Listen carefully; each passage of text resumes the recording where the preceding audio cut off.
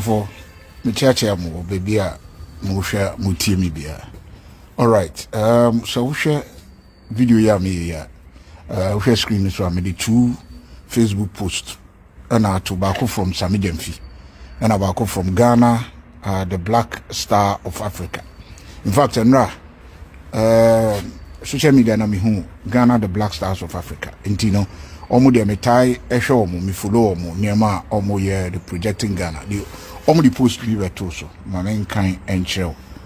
Omo choro ni say one of the saddest aspects of the Christian Atsu case is that the Turkish officials also lost their family. They won't leave their family and look for our countrymen. We have heard of some of these narrations from some of the Turkish officials. Maybe in view of Christian Atsu contribution to Ghana Blasters, a private rescue team could have been hired by both GFA and the government to look for him. Just saying. Okay, almost see.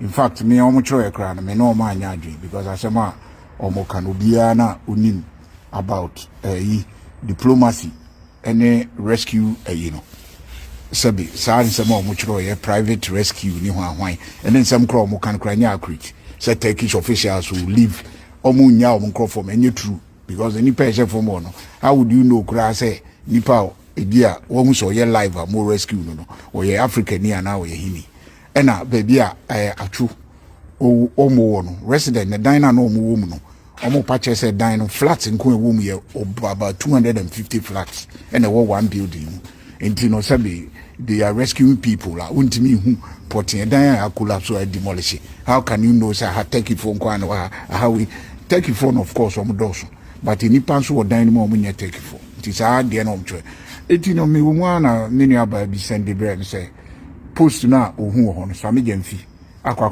post no mo hwe de Sami Gymafi ne so or fire no no choye.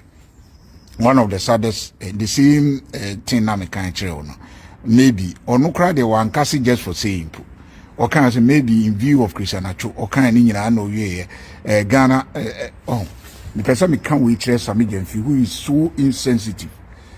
Sami Gymafi na your friend is saying na oye no ho se onim nyansa nyina no the person me ka kire Sami Gymafi say enye bibia na sabi yede ye politics enye bibia na yede ye politics wo ye mani.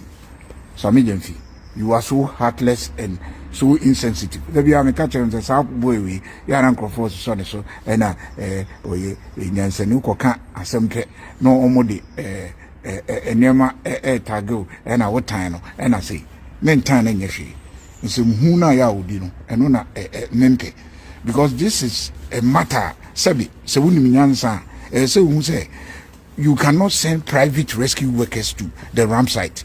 Take you for no sabi atrenchemsi wo baby na so obi yeso oba beboa what I say you have to pass through diplomatic means on sorry keke countries are called like UK, Holland any ade a omo boa no omo sorry keke say you for rescue workers na so obi a say or the private rescue team ko baby adenesina how can they even work unim say a sensitive nipa akwa share a dance say ye no said the beya bi ho na wo nkom nti be yi na wo nkom no ofosi ese ma obi akọ keke sometimes so kasa enye bibia na politics and so wunya koma wo mu say one this issue is very sensitive and two for family no eto akoma so ne hu said etie what I say o kasa ese wo dwen enye se obi wano na wo de is a political yi a wo penti no na wo de beto na kohe post na say Gymafi na omusu nim nyansa no na nado this na nado edien no obetimi aye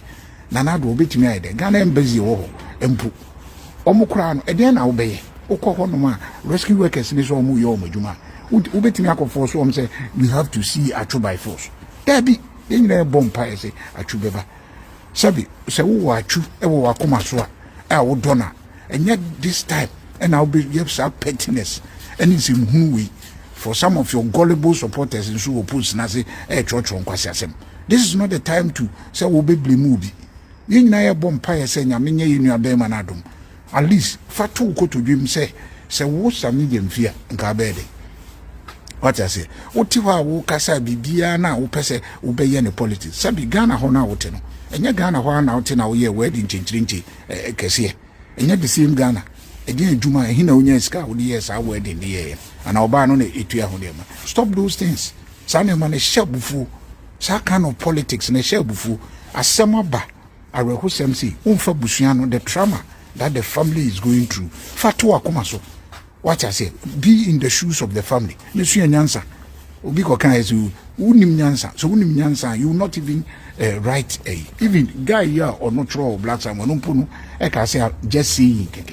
So what I say, Udi wako control. And as usual, your gullible supporters and also Iguasi and Nanado there, he careless. Nanado, what can the president do?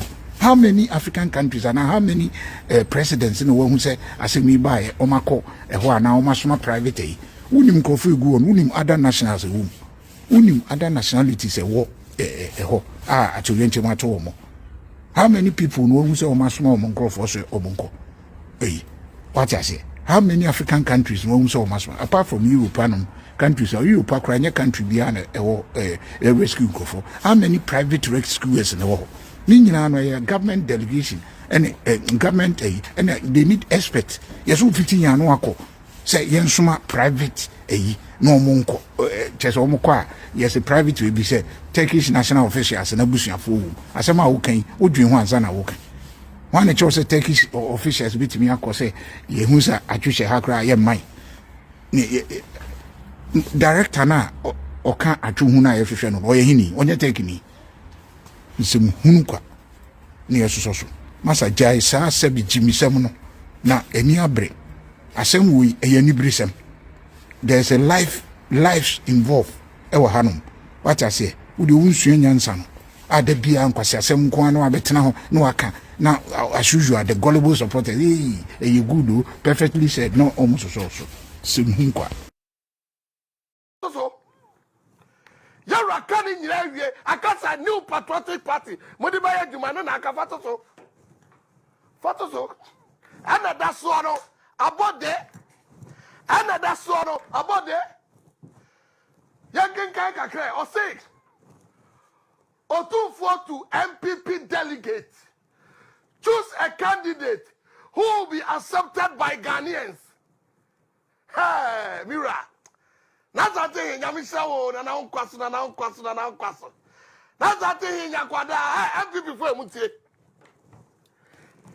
Or 6. I have put 2 hours in my MPP for. Choose a candidate who will be accepted by Ghanaians. Eh? Maza, Uti. The Asante has urged supporters of the new patriotic party to embark on the clean campaign devoid of false language. The Asante was 2-4 to 22nd has urged delegates in the new patriotic party MPP to be circumspect